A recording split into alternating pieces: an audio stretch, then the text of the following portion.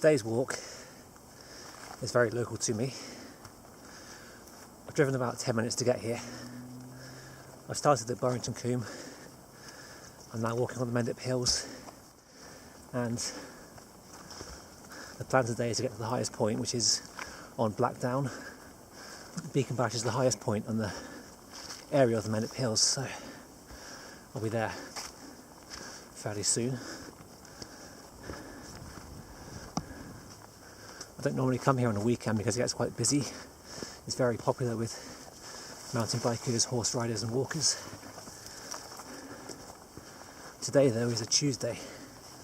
I'm quite fortunate right now because I have this luxury of free time in the weekdays.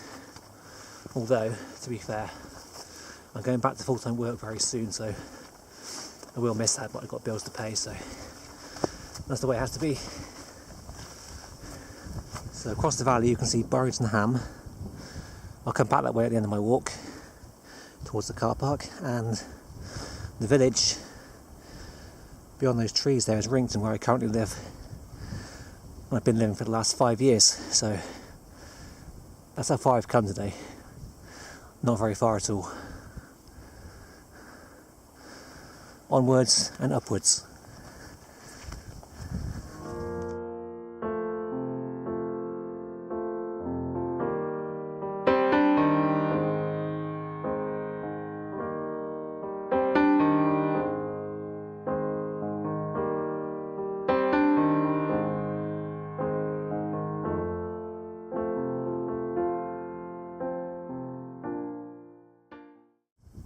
I came here back in March, shortly after the snowfall, and the water pouring off these hills was phenomenal. It was just coming down here. This here forms part of the brook running down through the valley, and it was like a river. There's so much water coming down here, it's phenomenal.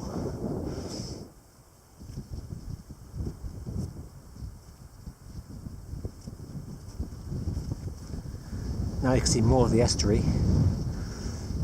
Down there is Weston, and I'm going this way towards Beacon Batch. I can just see the trig point. It's not very clear on the camera, but it's right there by those trees in the distance.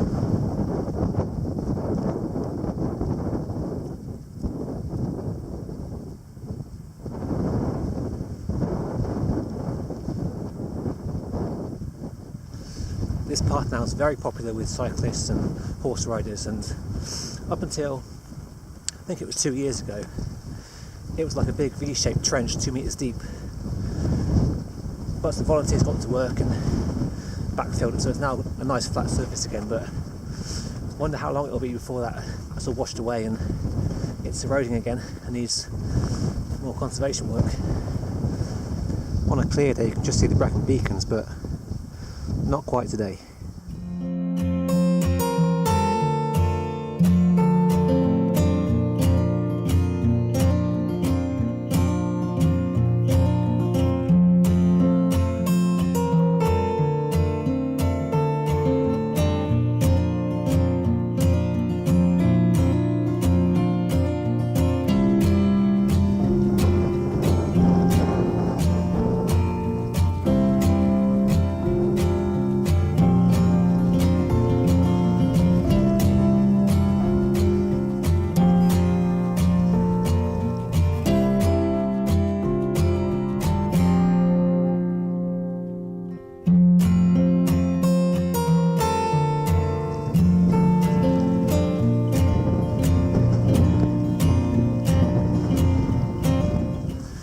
On a warmer day I'd normally stop up there with so few people about. I'm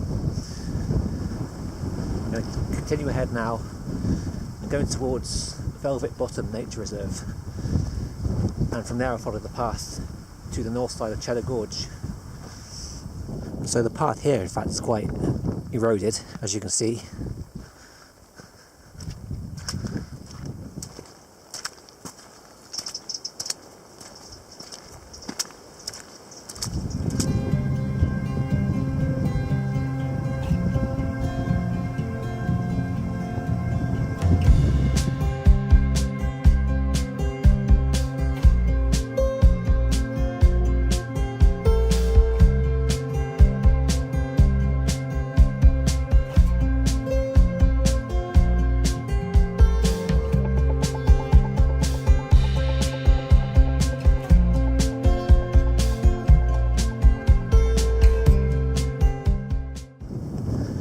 be Blackmore Nature Reserve, and Velvet Bottom's further on towards Cheddar. This whole area, most of the Mendips actually, was known for mining back in the day. Some kind of iron ore, I think, they used to mine around here. Most of the landscape now is just limestone, so there's a lot of caving goes on in this area as well. I tried caving when I was like 10 years old. I tried it, didn't really like it. I prefer being on the hill, not inside it.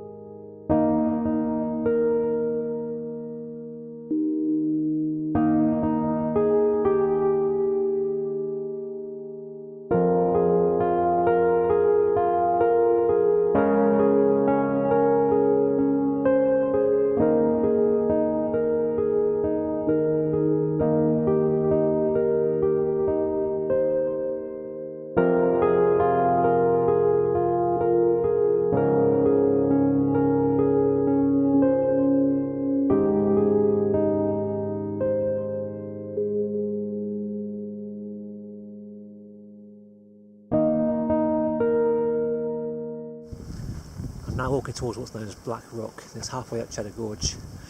Once I get there, I'm going to climb uphill onto the cliffs above the northern side of Cheddar Gorge. I'm probably going to have my lunch there as well. Right, this could be interesting. Who's going to make way for me?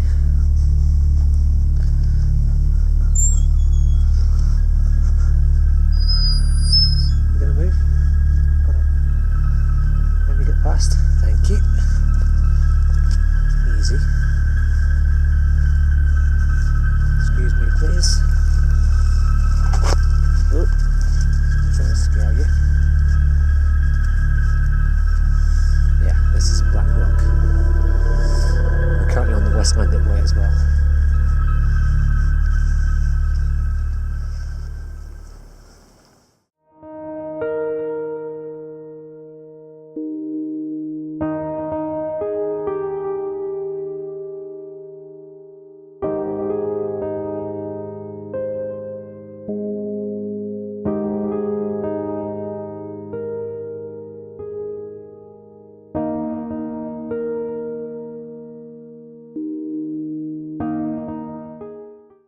So I've now left the West Mendip Way, climbing up towards the cliffs on the north side of the gorge.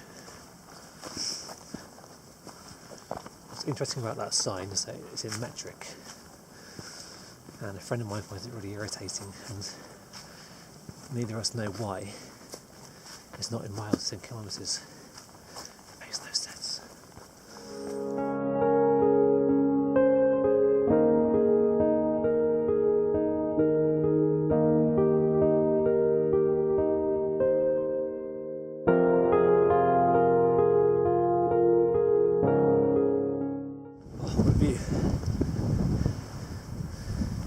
This is also part of the National Trust Gorge Walk, a fairly short but challenging walk.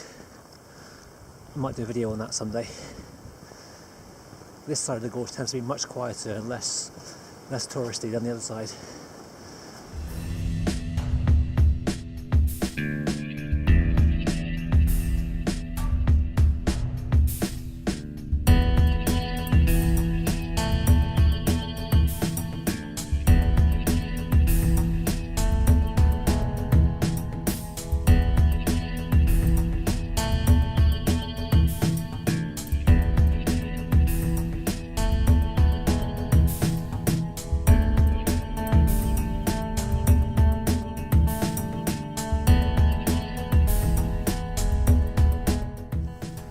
If you look very carefully, you can just see Glastonbury Tor. The pointy hill over there is Crook Peak. I'd like to do another video showing you a walk that goes up there. Hopefully quite soon.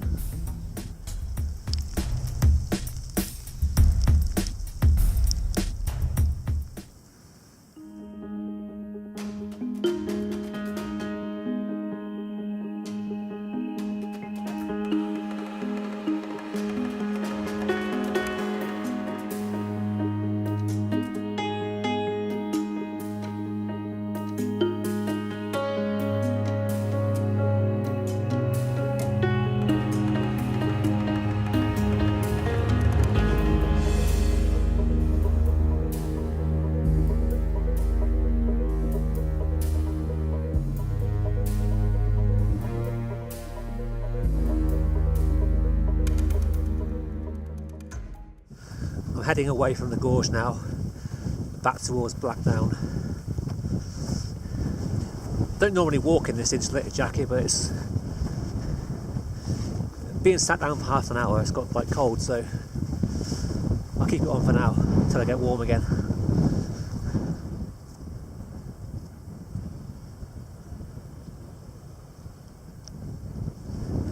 I'm now back on the West Mendip Way again, but only briefly, towards Charterhouse.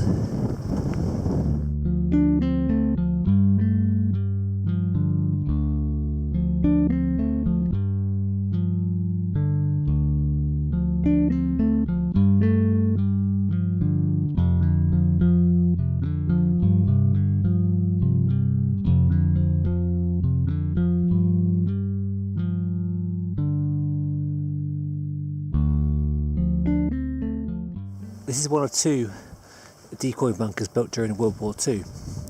There's one more just west of here.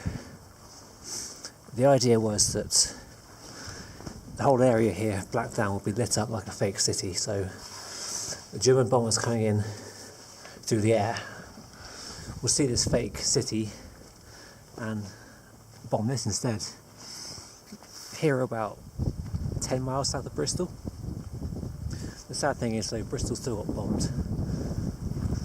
I think Operation Starfish was carried out around the whole UK, not just this area, but this here is one of two bunkers left that you can still kind of explore. Up until a couple of years ago maybe, it used to be you can go inside there, but obviously now there's a gate up inside and you can't actually get in there anymore, which is a shame. So I'm back on Blackdown now.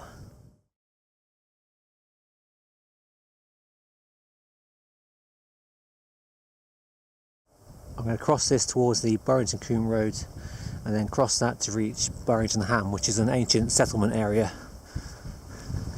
Yeah, speaking of the peat, oh, that's not too bad, but this bit here is quite, yeah, almost like Dartmoor on a very small scale.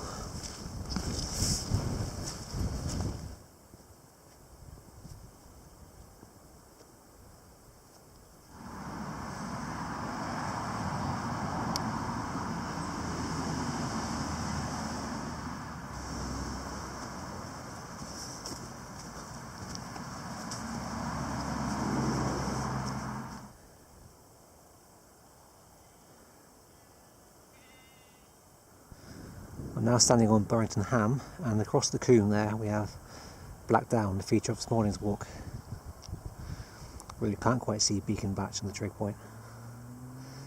this is all open access land, meaning you can legally walk anywhere within the boundary.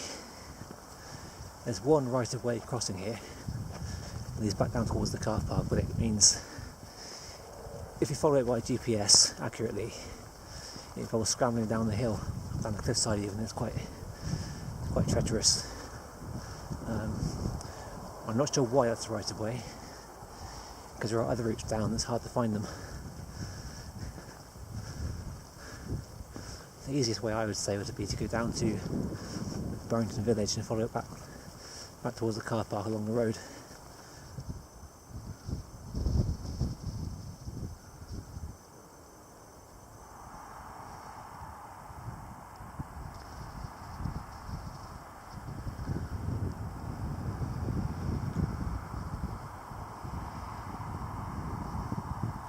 Just there I think is East Twin Brook, whereas the brook I followed this morning was West Twin Brook, I think, behind those trees there, going up that direction.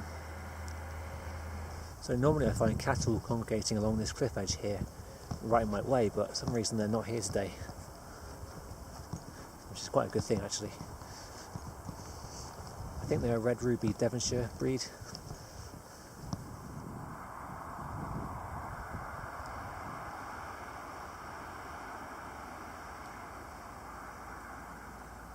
So heading down from here, there are two paths I know of that aren't on the map, and I found both of them by accident, or one through a friend and the other one by accident a couple of years ago. It's kind of hard to explain how to find it. You've got to just keep going and keep your eyes open.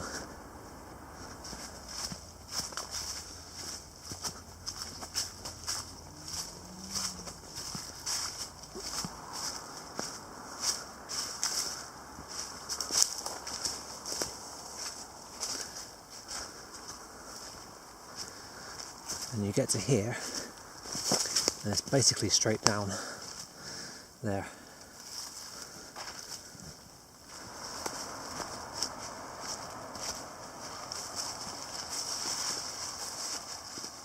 Before I finish, I want to say thanks for watching this video. I'm going to try and do some more local walks on the Mendip soon for you.